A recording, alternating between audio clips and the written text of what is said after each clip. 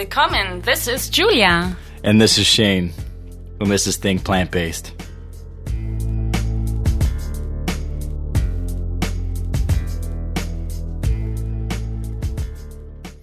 Think Plant-Based. Make sure to check out recipes, health tips, travel tips at www.thinkplantbased.com. And we're officially on iTunes, so please rate and write us a review on iTunes. Write us a review. Give us 2 stars, 3 stars, maybe 5 stars. Let us know. For sure, 5. Yeah, I mean, who would give us 2 stars anyways, right? But yeah, make sure to do that because that's how we get found. So it's 2020 and we have our first podcast of the year. Yeah. Always the funnest, right? Yeah, isn't it? It's Usually. a great start. And I think we started quite positively, right? In a way. So we have a very special guest. Yes, we always do. We have a special guest. Kyle, how you doing this morning? Hi. I'm well. Good to be here. Thanks for having me. Yeah, Great. Our pleasure. Yeah. So tell listeners a little bit more about yourself and what you all do.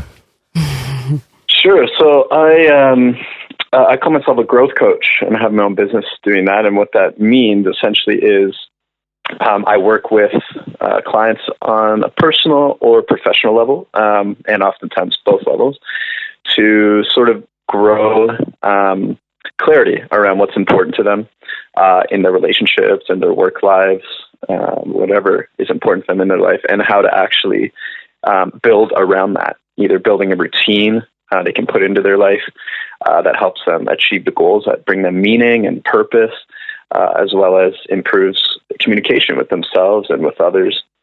Again, whether this be with their coworkers or colleagues in the office, or even walking down the street or in a cafe talking to a stranger, or with loved ones and family at home. So it's a bit of a mix of sort of executive or professional coaching as well as life coaching on a personal level. But in my experience, they're not really that different. I mean, if for example, I often teach meditation and work with my clients around meditation, right, and helping increase focus, or not having to react to everything, especially a lot of stressors in their lives. That's really hard to do. Yeah, exactly. Wow. Especially when involved in the social media, right? Like it's set up to always judge, to like or say something. Like if you just start like reading comments of like a video, you don't even agree, you know, it like stirs up so much, right? And you just get sucked in. Yeah, no, it's so true. And it's not even, it's designed to make you react, right? I mean, the algorithms on YouTube or Instagram feeds. Yeah, exactly. It's meant to keep your attention and keep you there. They did a very good job. Yeah. Oh, exactly. Yeah. And it's almost on an unconscious level too, right? Even when you know about it, it's still effective. That's sort of scary part, right? But but that's also true of whether you're scrolling on your phone in the bathroom, or you're in a meeting at work and someone says something kind of snide or throws you under the bus. The reactivity is sort of operates in the same way, where an emotion flares and immediately you're thrust into sort of let's say anger. If a coworker embarrasses you in front of your boss, you know, there's that split second of reactivity and sort of flaring up.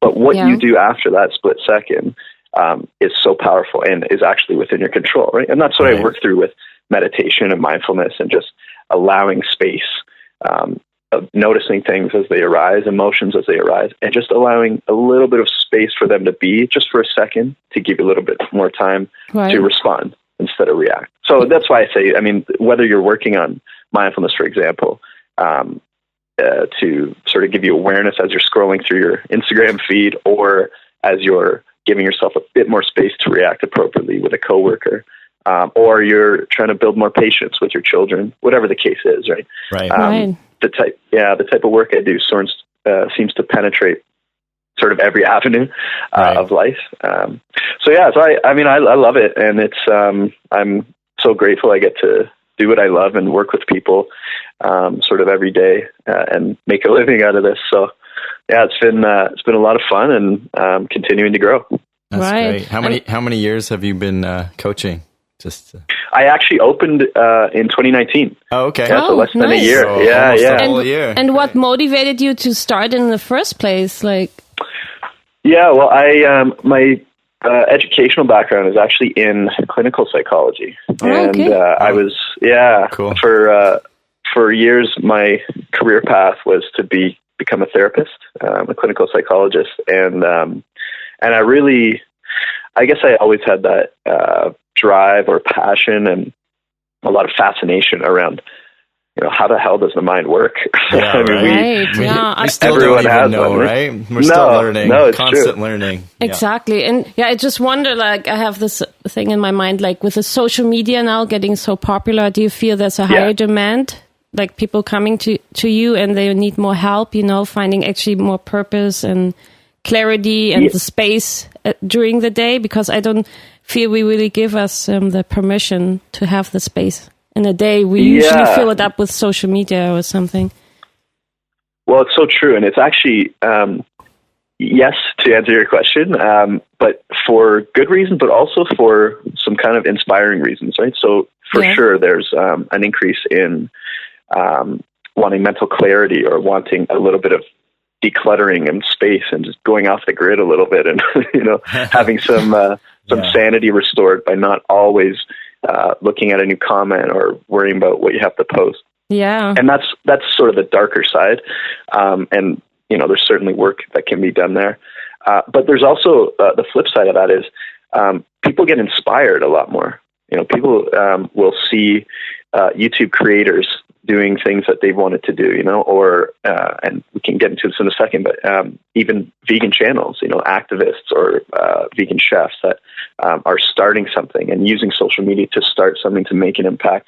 And they get inspired by that. I know myself included. It inspires me as well. So I also work with people around that inspiration. They see a TED Talk or they see a YouTube channel video go viral, and they're like, yeah, I know it's important to me, and I want to sort of get a voice out and sort of put a megaphone out and have people listen to what I have to say. Start a podcast. So, yeah. Well, yeah, there you go. Sure, case in point, right? Yeah. Absolutely. Yeah, exactly. Totally.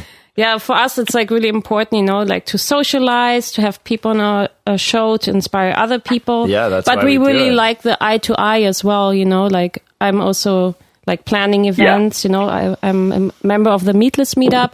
So I had an event yesterday that was fully packed, and it's just nice to also get to be around people, It's not just being all about on your computer and stuff and not really connecting with people. For eye sure. to eye, that's really important too, I find. And that's what I find people losing more and more, like really socializing and connecting with people and staying in touch too, that's an art too, to stay in touch and to really nurture your friendships. Relationships. And have new friends, be open to new friends. Don't just have a circle of friends and that's it, Like I really like the idea of like getting to know new people and really learning from them too. Everyone has a great story to share. Yeah, I mean, absolutely. And there is something to be said that is unique about the eye-to-eye meeting, as you say, or in person sort of meeting. There's sort of an added level of connection that even if it's unspoken, you just feel it, And I agree. I think it can be that space or that time is sort of being lost, or you have to certainly put in more effort to see people in person than 10 years ago, 20 years ago, So, but yeah, I love that you do the Meatless Meetups too. Have you heard about it? I have, yeah. I'm actually a member as well, great. But I didn't hear about the event last night. So I can let you know next time. Refresh my feed. Yeah. All you can eat pizza buffet. That was so amazing. Okay, well, you better not tell me now. I'm going to be remiss to know I missed it. Yeah, I'm sure we do another event there. We'll keep you posted next time, Julie. For sure, please do. Yeah, and then we can meet eye to eye too. Yeah. There you go. Wow, this has come full circle. Wow, yeah, exactly. I think we just finished the episode.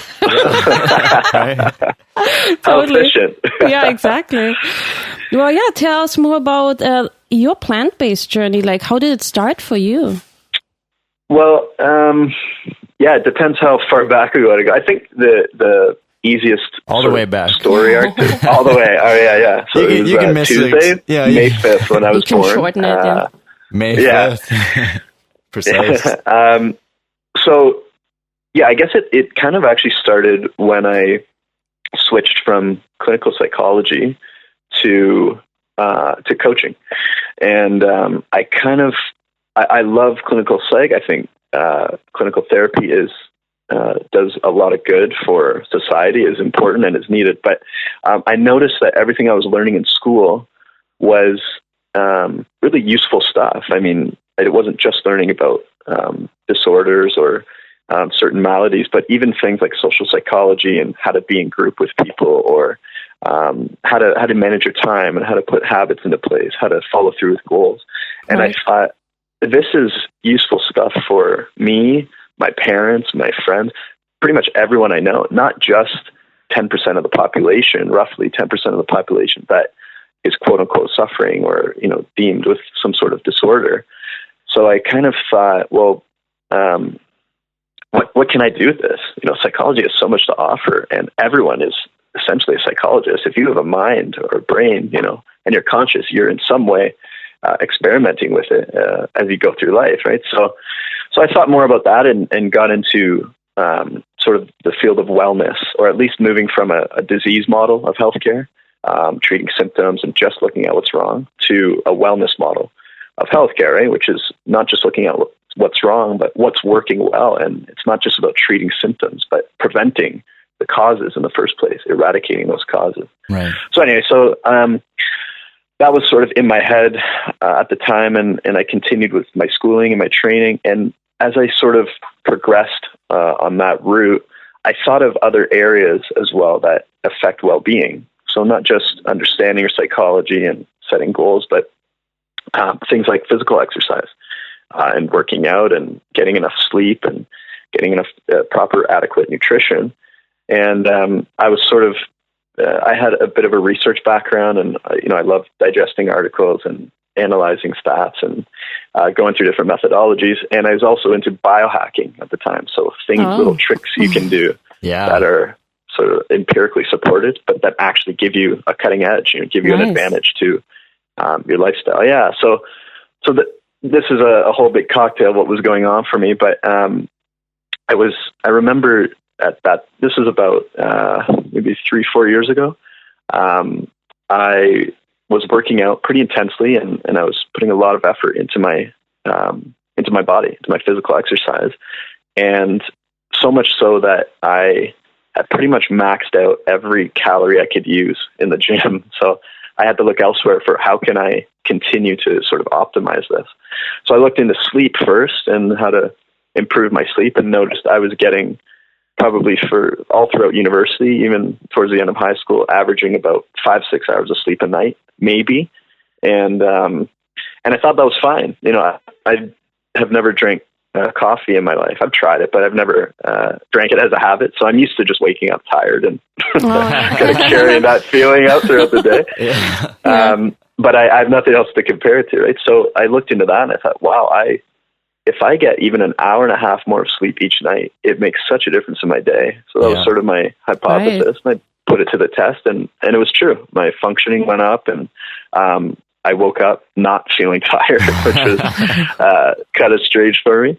But so I looked at that, and then I would, go back to my, after the gym, go back to my room, make some food, and thought I was eating, kind of healthy again, quote unquote, but having some fish or some chicken and not much fats, skim milk or plain yogurt before bed. Just all worried about protein and fats and carbs, right? The macronutrients. Yeah. And then I thought, it's funny that I've always been sort of health conscious, and I always used to read labels and try to eat, sort of cook my own food, not eat too refined.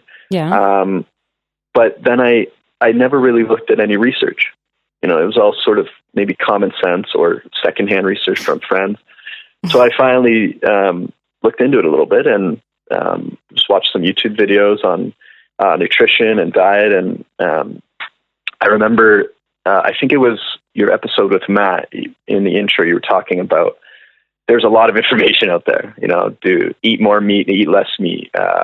Joe Rogan saying you can't be a healthy vegan, and other researchers saying you can, right? So that was sort of where I was starting. I was like, oh my God, where do I even start here? Like, do I need a degree to start with nutrition? Yeah. Right. But I just kind of started, and the theme, as I kept reading more articles, watching more videos, there was a theme of basically reducing meat, eating more vegetables, and not just for, again, I was coming from the angle of improving my workouts, right? So these were pretty much performance-based or athlete-based studies, but even for general populations, I was seeing these studies used or for elderly populations or youth populations. So that was kind of interesting to me. And then as I would, the way YouTube goes, I'd click on one and then I'd get recommended for 20 more similar videos. The black hole of YouTube where it sucks you in. Yeah. You don't even know where the information's come from. It'll just be someone standing in front of a camera that you think knows what they're talking about, and they have no clue. Never studied nutrition ever. Yeah, been there. Yeah. Oh, for sure. I'm still in it, I think. My last just I they were throw it out the window. Yeah, right. Or they were plant-based, and now you watch. I just started watching a video yesterday of a guy. He was really like a guru vegan or whatever, and now he's like telling us like, oh yeah, I'm eating like 1 pound of fish or whatever he was saying. Liver. And then liver, eggs, fertilized eggs, and he said like, oh, the vegan diet ruined me. My body, I have to rebuild now. And wow. But if you ever looked at the research, we don't want to put names on. I'll tell you later. But we'll tell you later. Yeah. But, okay. Tell me at the meatless meetup. Yeah, right. But the research, I mean, it's like you learn all these things, you research, and then all of a sudden you might read something, and you're going to throw all of that away. All the pieces of the puzzle for one little piece. And you're like, I don't understand people that do that. Right. Because it's like you have the research, you've been looking it up, everything is leading that way, less meat, more vegetables. They tell you that. We can all agree on that. I think everybody can pretty much agree that less meat, more vegetables, just in what, ratio, right? But when they go the other way, I'm thinking, does that not just contradict like everything that you've learned your entire life? And you were teaching us on your YouTube videos that if you eat meat, you feed your parasites. And hello, you know what you're doing right now? Like, I mean, there again, you see the comments, you read the comments, and you get sucked into them. But there's like so much where I'm like saying, exactly, that's what I would say. I usually don't comment too much on this stuff because then people judge you. It's like in that Stay out of the comment section. I don't need to justify myself, about why I think that way, but there's like too much trolling going on online, and for sure. I don't really like to be sucked in.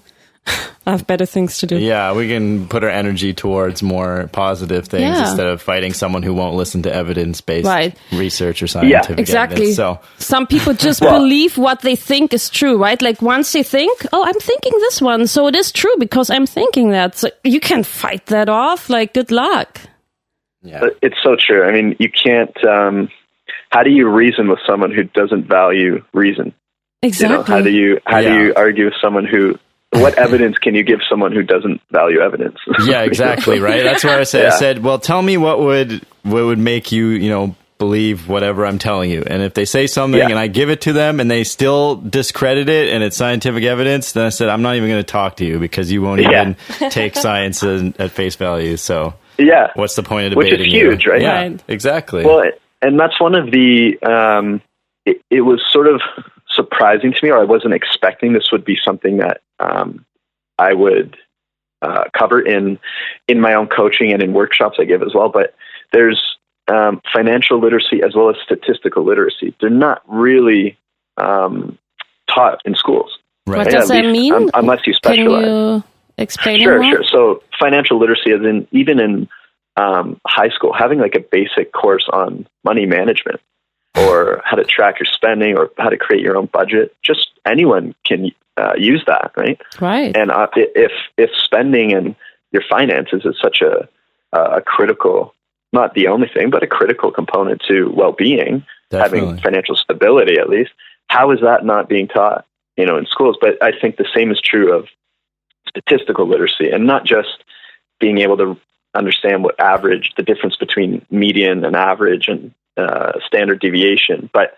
how stats are used to present news and to present a lot of findings, whether they're health findings or political findings. So there's a little bit of that covered in maybe through high school, mildly, and maybe some math classes. I didn't have that in Germany. They start to do it in university, where you actually get down and start to realize, okay, this is what research is. This is how you read research and how you write research. That's when you tend to know it. But you're right. High school, if you study more scientific, you just have to believe what subjects. They say, and that's it. Yeah, like they don't teach you how to critically think. And I think that's the problem, right? They want you to learn a certain thing. They don't want you to really kind of critically think outside of the box almost in high school. Yeah. But when you get to university, that's where like people flourish, when they have their creativity and they're able to actually expand because they're allowed to there, right? And so true. Be turned down. Yeah. Mm-hmm. It's exactly right? And when you think about it, it's kind of, what kind of system is that where critical thinking is kept behind a paywall? Yeah. And you have to pay tuition of university, and then you have to pay to get your opinion heard, or your research or whatever.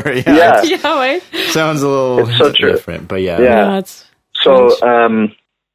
I'll kind of curb myself there before I go on a side rant, but that was something I kind of covered with not even just clients, even just friends. It's conversations I tend to have with my family as well.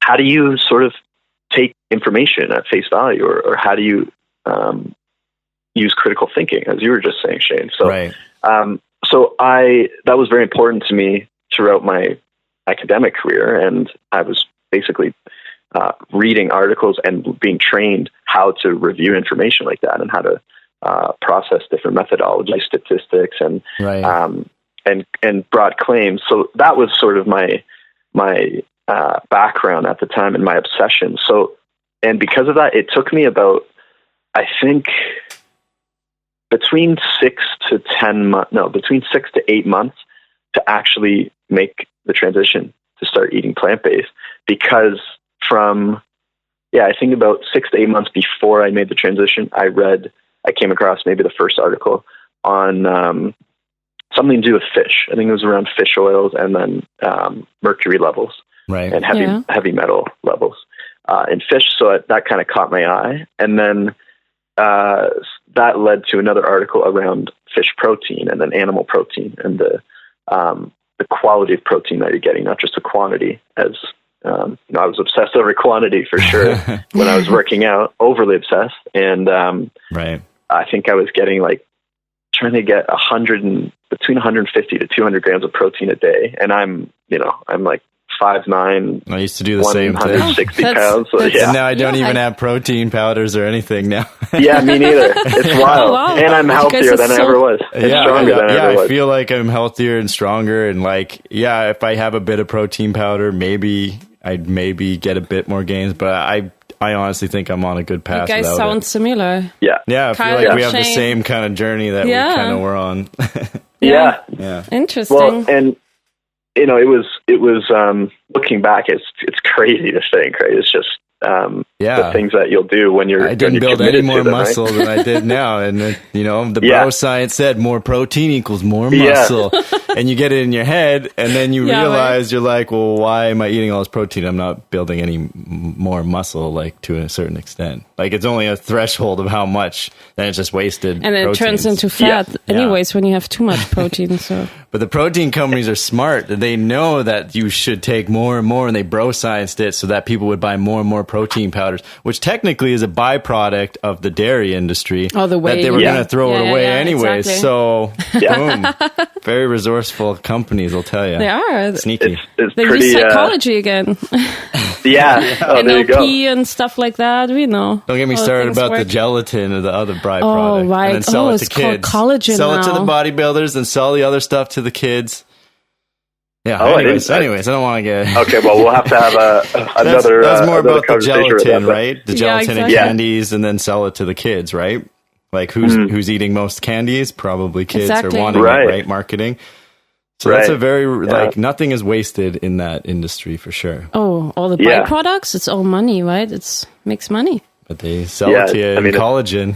Everyone's got a boost of collagen by eating collagen. I don't think there's very much evidence that really suggests that. So, but anyways, on to the next topic. We could talk about this for days. But for you, it was more like a nutritional... How you how would you say it, like that you became plant-based, right? Like from a health system. Health. And then you started learning about animals maybe and how they're treated and stuff. Yeah. Pretty much for you too. Like for Shane it was like, wasn't it like the egg that was like you were kind of craving? I was really craving eggs at the end. It was really funny. Tell Kyle what happened with that. Oh yeah, then I just realized I needed some B12. I took a B12 supplement and I stopped craving eggs. And it was gone, right? The craving. Really? Yeah. Yeah, because I would be like a month or 2 months. I'm like, I have this huge craving for like eggs. And then I was like, maybe I'm just deficient in something. And then I was like, I should probably be taking a B12. You start doing research. And then I started taking a B12, higher dose B12, and yeah, I didn't even crave them anymore and haven't looked back. Really? Yeah. That's so funny because my dad recently was craving eggs. And I was like, really? That's what you miss?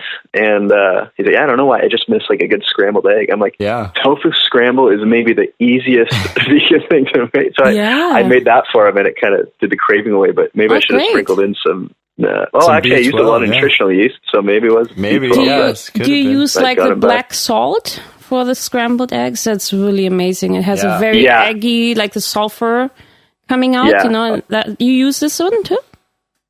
Yeah, it's the kalinamak. Yeah, I think that's what it's called. Oh, right. Yeah, that's what it's called. The version? Pakistani. Usually, it's from Pakistan. Yeah. It smells like sulfury. Smells eggy. It's high in sulfur. Yeah, but I love that one. Like for our chickpea omelette, we use it too. Yeah. It's so good. Yeah, it just adds that, I don't know, very unique taste. Yeah, it just reminds me. Well, for sure. It gives that full flavor. Yeah, exactly. I thought of, there's so many routes I could go to. I used to work at Meat and Gastown, the kind of like comfort food restaurants here in Vancouver. Right. And we used to use the blacks of the kalinamak in one of the, it's kind of like a lemon mousse dessert. Oh yeah. So it's even good for the sweet tooth. Anyway. Wow. That's a cool thought. I've never thought about using it as a sweet dessert. Yeah. It's a pretty sweet ingredient. Yeah, it's cool. It kind of gets the job done. But sorry, that reminded me just because, well, actually, speaking of my dad, he when I made the decision to go plant-based, it was essentially overnight. So it was about 6 to 8 months in the making of kind of, it was on my mind and maybe someday I'll do it, or hopefully I can keep digging and find an argument that will kind of beat plant-based. I don't have to change, you know? Yeah. And I never could. I kept digging. I really, really wanted to, I mean, talk about cherry-picking research. I was cherry-picking as well as I could to find articles that disproves or didn't support eating plant-based, or that supported continuing to eat fish or leaner meats like chicken, and I just couldn't find it. Or I could find articles but see through them, you know, like when you read the research and their methods, and they're like comparing someone who eats a bunch of meat and then they added a bunch of meat to their diet and it didn't change anything, and you're like, well, that's a horrible comparison. I'm like, why wouldn't you compare to someone that doesn't eat meat to someone who's going to eat more meat? But there was never a comparison in that research. Or even seeing really, really compelling stuff, like a randomized control trial, sort of the gold standard of research, right? And seeing meta-analyses, so studies of, tens or hundreds of other studies, and sort of getting a theme from them, deriving sort of pattern from what all these studies are saying. So finding meta-analyses of randomized controlled trials that supported plant-based eating and that showed, landmark studies like prevention, even reversal of cardiovascular disease and diabetes, and it's just overwhelming to me. And I thought that can't be true. I mean, that's such a huge claim, and there's no way that they could show that, or else it would just be blown up. It would be so much more famous. Right. And I read them myself, and I kept reviewing them, and it was supported by other doctors, other researchers. So that was kind of a bit of a tipping point for me. And then the biggest tipping point was watching How Not to Die, Dr. Michael Greger's lecture that he gives every year. I think it was the 2016 version I saw on YouTube, and it was just a 1-hour lecture. I got about 10 minutes in, and I think by that point I didn't know, but I had decided. And then I finished the lecture. I had to just turn off the TV, and it was about maybe midnight. I was just in the basement, and just sitting there in the dark, just not doing anything for like 10 minutes, kind of letting it hit me. And then I decided, okay, when I wake up, I'll no longer eat animal products. I'll be plant-based. So it was, again, it was an overnight decision, and I went cold turkey and haven't looked back over 3 years later. But, it did take, I recommend being skeptical and having sort of a tight lens by which to view any research, any evidence, but especially any major life transition you're going to make. Exactly. And I enjoy when people sort of test me, or they want to know more, or there's sort of conflicting research. I love that too, because I haven't been able to kind of, like, if you can show me the research, go ahead. Right. And I mean, I have been... I haven't seen it. Right. That says eating more meat is better for you. So... Yeah. Exactly. I've been vegan since 2000. I'm still alive, but I'm not like surviving. I'm thriving. So that's good. Yeah. Speaking about thriving, what's part of your mental health regime and your lifestyle to help you, go around your day to day? And how do you incorporate maybe your plant-based journey and what you learned in there to help with your mental health? Well, I have quite a few things. Again, I was really into biohacking and setting up a lot of personal development hacks, and then I ended up making a career out of it. So I could take a few days to answer that for you, but the just a couple points that you do. Yeah. I think the biggest things. Yeah. Well, it's exactly that. It's routine. Right. And some people like myself love that word. Some people hate it, right? Just being sort of cornered. I'm not really a big fan of it, but it depends. Yeah. I love routine, Julia. Depends. There we go. Right. Well, I think a better word that I found is just a structure, or kind of a backbone, right? Of how you can go from your day to day. I love spontaneity, but deciding my entire day, every day from scratch is, I find it draining, and I like it sometimes, even on holiday or vacation with nothing planned for after like a week, I do enough meditating where I can enjoy just being in the present. But after a while, I mean, it's a lot of decision making to figure out everything you're going to do in the day and to, start your day. Yeah, good point. Comes a job in a way that wakes you up. Yeah, exactly. Job itself. Yeah, exactly. What do I do today? Do this. Yeah, exactly. And especially if you have a lot of opportunities or a lot of different things you could do, you have to kind of plan them, right? And they don't all just fall into place without any planning. So I only preface that to say I highly value spontaneity and sort of being in the moment and doing things as they go, but also a little bit of planning and having some structure. So the biggest thing for my mental health is and clarity is a routine or structure that I put in place. So I have a few habits that I continue to work on. One is, of course, my diet. The diet has such a huge impact on your body, but also your physical, your mental well-being. Right. So, and that was, eating plant-based kind of covers that easily, as long as I'm keeping whole food plant-based. I feel the effects. The mental fog is kind of lifted, and I have an energy to keep me going. There's also, I do workouts, try to keep my body moving every day. And I do a lot of cycling here in Vancouver. I'm actually from Toronto. So I moved here about 2.5 years ago. And oh my God, the cycling here is just nuts. I can't get over it. I'm near the ocean. I'm near the mountains. It's quite the paradise. It's quite different, I guess, than the urban jungle of Toronto. Don't you guys have the lake there, though, don't you? Or it's not the same? Yeah, and there's a waterfront trail. It's amazing, but, I'm no 10 mountains. minutes biking. Yeah. Exactly. No mountains on the other side, though, I don't think. No. Yeah, it's pretty flat. More flatness. As far as I remember, I went there once, Yeah. But it feels like you're in the States for some reason when I'm in Toronto. Yeah, it feels really like it gives me like a States vibe. Concrete jungle, Yeah.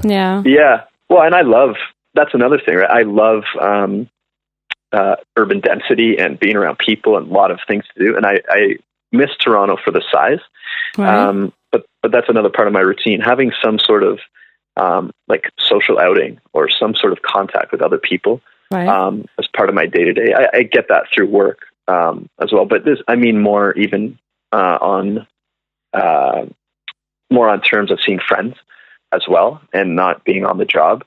So yeah, having like some sort of physical workout or physical routine, keeping my diet on point, and seeing other people, interacting with other people, kind of like what you were referring to, the eye to eye, right? Right. It's so easy to, I have my own business, right? So I can speak firsthand. It's so easy to spend like 2 or 3 days and I don't even leave my apartment or see anyone. Exactly. Right. And, there's some burst of creativity and productivity that I love about that, but there's also something to be said about just the need to be with people and to share and to interact. So, for mental health and mental wellness, diet, as well as contact with other people and just sharing, being in group, as well as like a physical workout and just moving my body. There's also sort of micro habits or smaller habits that I do every day. And one of the best, most effective habits that I started about 3 years ago was meditating. And, there's kind of a buzzword and there's a lot of hype and a lot of good things, a lot of bad things, a lot of confusion around it. But the most straightforward thing is just having a practice where I put some time aside in my day to just pay attention to the present moment. And it's simple, but the effect on mental clarity, on focus, on this idea of equanimity. So when I was talking earlier about not having to react to everything, but being able to give yourself time to respond to traffic or being embarrassed in a meeting, or whatever it is, or having a presentation go off track, or your children are fighting and you're just trying to make dinner. Whatever the case is, meditating was and continues to be one of the biggest habits, I would say, or you can call it a hack for mental wellness, for sure. And one of my favorite things.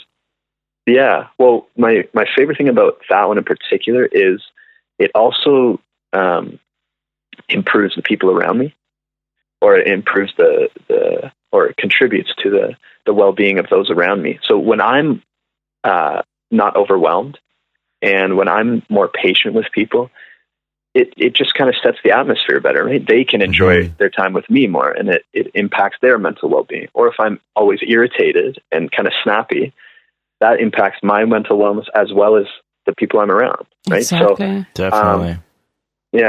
So I love that sort of, it's almost like a pay it forward effect. You're taking care of myself through finding calmness and finding just peace with whatever's going on right now.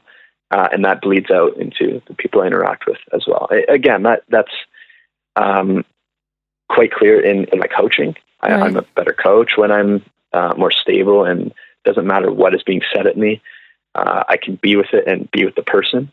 They can be with themselves too. And sometimes the content gets very personal, very heavy, or very uplifting, right? Whatever the tone of the conversation, when I'm sort of in that state and continuing with meditating and continuing to keep my own mental well-being in check, it allows others to do the same. So that's, again, I literally have a a bullet journal that I keep every day. I just made a new one last night as well of my daily goals and habits, and it's about 20 lines each day. So wow, I'll Cliff's notes it for you, but those seem to be the most impactful. Yeah.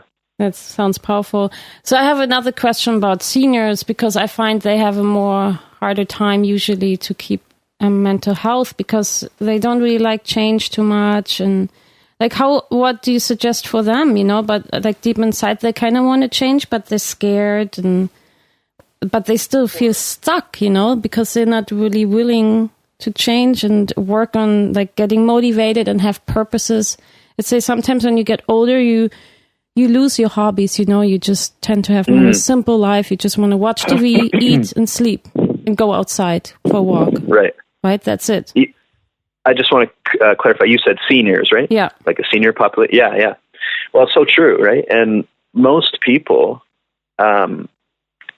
derive meaning from their life or purpose from their life based on what they do for a living, right? And whether they think about that explicitly or not, how people spend most of their time is usually working. And, as humans, we're wired for meaning. We're wired for purpose, right? Everyone wants to live a life that they think is meaningful or have some meaning in it, right? So unless you actually kind of take time, put time aside and think about that and work through what gives you meaning, what's the purpose? What's the impact I want to have on the world and contribute my life to?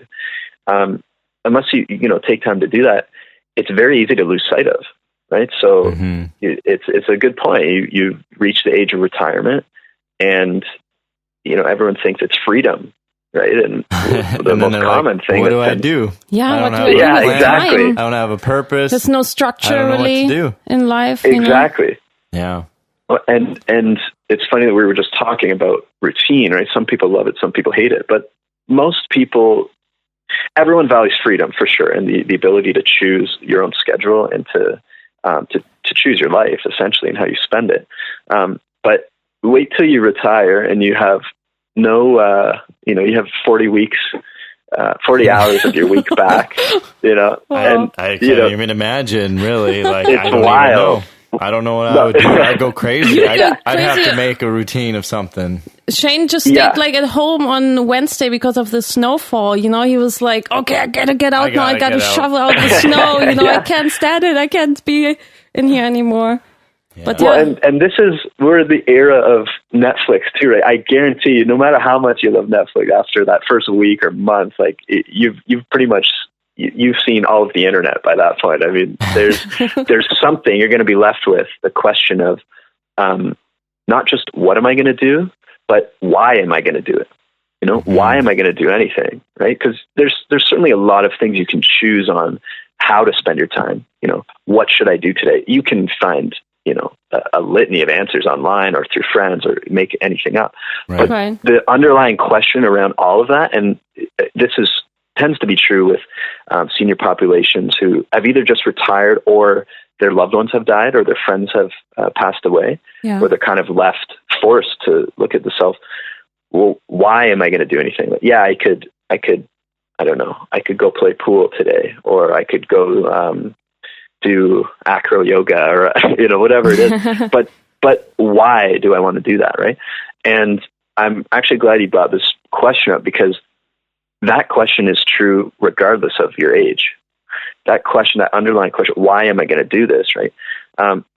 If your answer to it is sort of, because, I got to make a living, or my family depends on me, or, X, Y, and Z, it's sort of a material answer or an answer that is extrinsic to your own motivation. You'll realize early on and very quickly that it's not enough of an answer, right? And you're kind of left with the question of, why am I doing what I'm doing? And I don't really know. So with retired populations, for example, they tend to travel and kind of explore things they never got to do when they were younger. And usually through that, they find, not just travel, but just through this exploration and this whole process in general, they find that it's spending time with people they love. And that number tends to dwindle, right? As you get older, right? More of your friends pass away, more loved ones pass away. Right. But it just makes the time you spend with loved ones that are still here with you more important, right? Which then leads into more sort of mindfulness, more being with people in the present moment instead of, thinking about what I'm going to do tomorrow, blah, blah, blah. So there's still the question of, why am I going to do what I'm going to do? And this is really a question of purpose, right? And the question of meaning. So I love talking about this because this is part of what I do, right? Yeah, it gets everyone, no one will escape. I like to think about these things, when I'm like super old. A lot of people don't think about it, right? But I have this, I like to think about life, and like in a philosophy way. I just love thinking about stuff, and putting myself in different situations and see how I would handle it. Or I love spending time with old people too, because they have so many stories to tell, and it's just amazing what they went through wars. They helped, like, I have some relatives in Italy.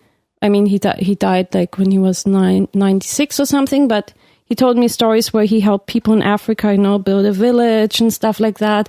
But it put a smile on his face, because he had so much purpose in life, and he did. He helped others. It's also having a connection with people. I always think humans as we're like cows. We're herd animals. We don't like to really be alone.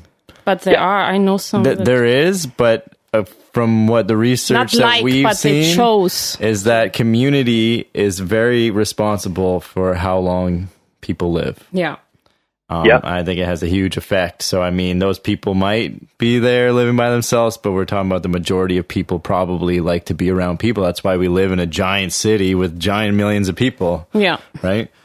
It's just, so true. It's what we're wired to do. We're animals too. I think we forget we're animals sometimes. Exactly. But we definitely have those traits.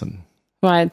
Doesn't mean we have to go all the way carnivore diet, no, just because we feel like we're like animals, which is trending, kind of, I guess. But well, and even the fact how social we are and how wired we are to be social. I mean, that was one of our greatest evolutionary advantages, right? The fact that we're the best species. And take it with a grain of salt these days, but we're still overall the best species at cooperating, right? Totally. We can we do build societies, anything in masses. We built laws to keep humans alive. We build a language too, many different languages. Yeah. That's quite an achievement. And the writing, ABCs or whatever it is, math, and it's quite amazing. Yeah. Oh man, well, could. Go ahead. Well, and that's inner DNA, and you were asking, what can senior populations do, right? If they have lost a sense of meaning or they're sort of struggling to find one. This is also true you find with depressed populations as well. It's not just about, just get out of bed and do something and say, yeah, but why am I going to do it? Right. Again, if people suffering from depression tend to think there's just no point to anything. There's no point of doing it because it's not that I don't know what I could do today. I could plan a whole day, but what's the point? Yeah. Because there's no why, right? But so true. And this is also true for people who suffer from depression or go through bouts, especially this time of year with seasonal affect disorder through the winter and the rain and the snow, which is blowing my mind. I thought I left Toronto with the snow, but it's okay. It's raining today. It'll be gone by tomorrow. Yeah. Okay. I'll take your word for it. Yeah. But one of the greatest things you can do is be with people, right? And is to share. Whatever that means for you, right? Whether you're recently retired, you have all this free time, and you're sharing stories with friends, with grandchildren, whatever, the mailman, whatever. It's just sharing and understanding, recognizing you have an impact in your community and in the world. That gives meaning to most people, or at least it starts to extract meaning and sort of build it. The same with you're struggling with depression, right? Why would I do anything, and what can I do? Well, two of the greatest things you can do, one is just move your body. So even if it's going for a walk or pacing around the house or doing a run or whatever it is, move your body some way. One of the best things you can do to get your body back into the swing of things. The other one is spending time with people, right? So, and I've used this myself. I have friends who have gone through bouts of depression as well, where the easiest way out is, and the quickest and most effective way and most enjoyable way out is booking something with someone as often as you can. So I have a friend who he books some sort of meetup with someone every day. And even that can be hard in itself, but it's just making the plan and surrounding yourself with friends who are willing to meet up and people who will meet up. And you'll find within a few days, even depending on how severe the depression is, you start to come back into things. And it's more like, it's not just you feel better, but the why gets answered. It's like, well, I've always known what I could do, but now I'm starting to see again why I would do things. Like the future looks brighter, and that's just, I could explain that, but that's an experience. You just feel that because it's so part of our DNA to belong, to be in community, to share with people. Right. And I just want to touch on that because it's true of, diet as well. And plant-based, one of the reasons I love it is just all the layers to it. Right. Yes, it helps your body, function, properly and effectively, and for a lot of people in better ways they even knew it could function. But there's also I call it the dimension of other. So it's not just about the self, but thinking about other, right? When you know your impact on the world has meaning and is being more compassionate to other human animals as well as to other non-human animals, that does something in you. Just the fact of knowing that does something for most people without even trying. It triggers that longing for need and that hardwired drive to contribute to others, to knowing that your existence is better for others. Again, you can explain that, you can try to word that, but if you're human, you'll just feel that.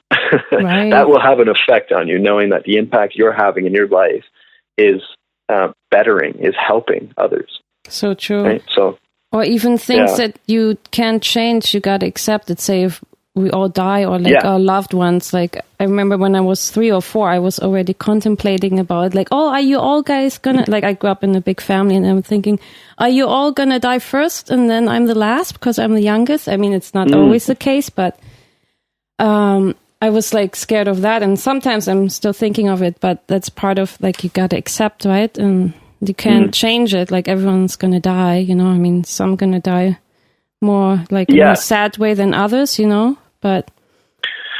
Well, and it's, again, such a good point because even speaking from my own experience, when I thought about death or even thought about, again, relating to before I transitioned to plant-based, thinking about my impact. What's my actual impact on the world, right?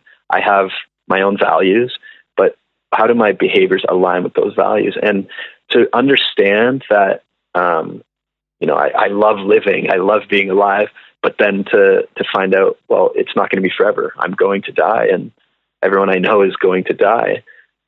Or I value compassion, I value sustainability, I value eating healthy, but my diet is actually having the opposite impact on myself and the world. One of the leading causes of climate change and, suffering caused to other creatures. That's tough to take at first. That's a bit of a gut punch for, just to accept that. But you're so right. Once you accept it, it's actually empowering. Yeah, and to know that peace, Yeah, and almost excited. Kind of weird to say, but I part of my own philosophy is a lot of influenced by Stoicism as well, right? And Stoicism is constantly reflecting on death.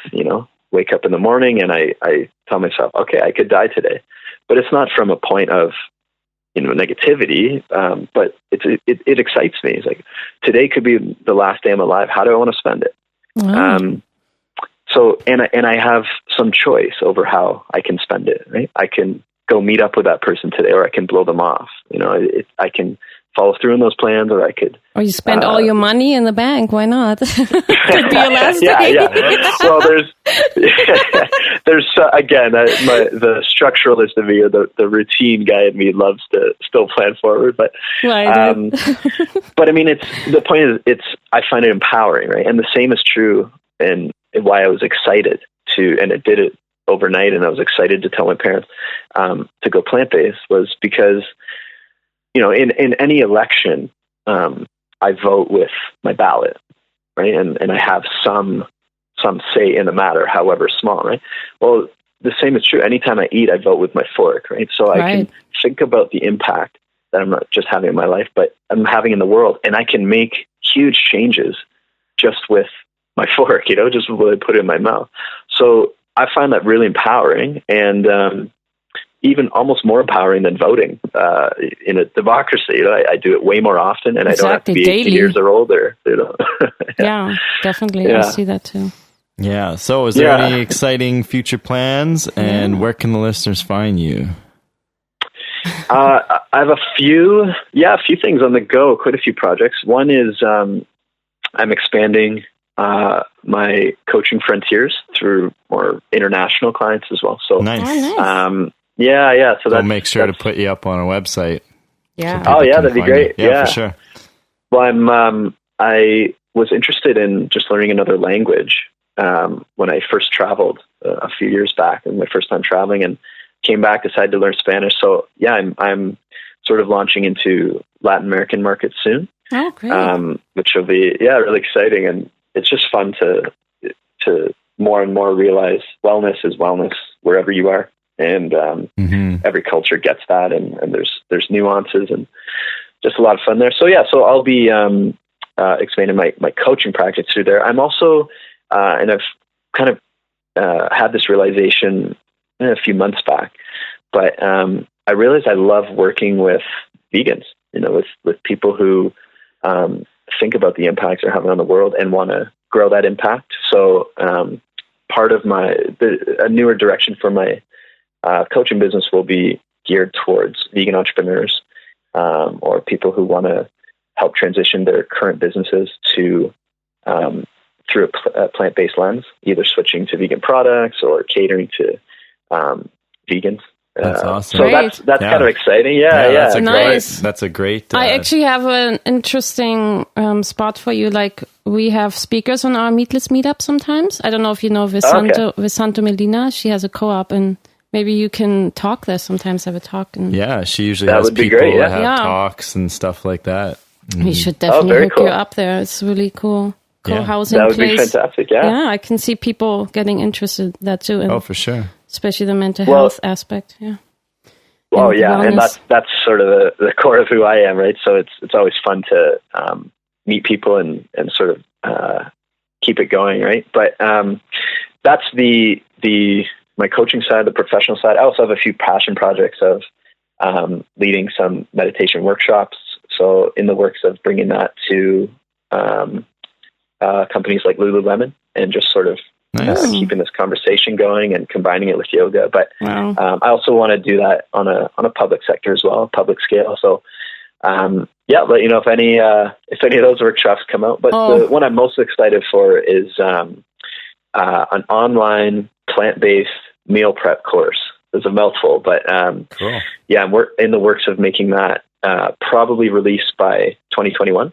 Oh, wow. What's going on? So early stages now, but really, really excited for that. It's going to be probably about an 8-week course, teaching quite a few things, but the three main things is essentially how to cook, and also how to meal prep and sort of plan and eat for less money and more affordably, but eat healthier as well. And then how to eat plant-based. It will be a plant-based course, right? So, really excited for that. That sounds really exciting. Yeah, you're busy. Yeah. You got a busy year. So effective. You're busy. Yeah, good person to bring on for their first podcast of the year. Exactly, totally, right? I feel like so pumped up now just talking with you, and we could talk for hours, like this. We have so much in common, I feel. We have a really good vibe going on here.